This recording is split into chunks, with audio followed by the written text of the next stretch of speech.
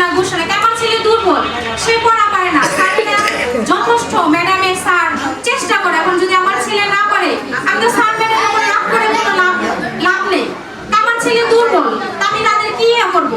আমি এখন পারবো আমার ছেলেকে বাসায় পড়াইতে, স্যারে তো পড়াবে, 1 ঘন্টা পড়াবে, 2 ঘন্টা পড়াবে, স্যার তো সবসময় কেয়ার করে পড়াতে করতে পারবে না। দেখা গেল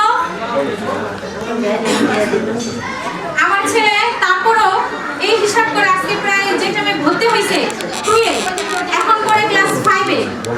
আশা করি সামনে আমার ছেলে পড়লে আরো ভালো করবে। আর আমি আশা করি স্যারেরা, স্যার ম্যাডাম টিচার যারাই আছে তারা আরো ভালো সার্ভিস দেবে।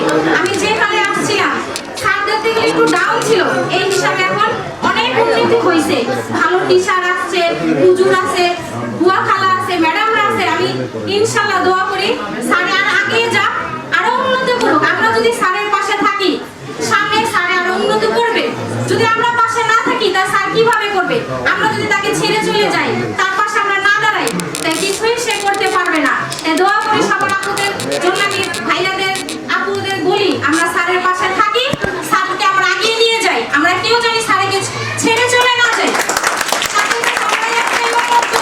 আমরা তার পাশে থাকতে চাই। আর ইনশাআল্লাহ আমরা সবাই তার পাশে থাকবো। আমরা যদি না থাকি, তাকে কে দেখবে? কেন আমরা ভাই আছি, বোন আছি, সবাই আমরা স্যারের পাশে থাকতে চাই।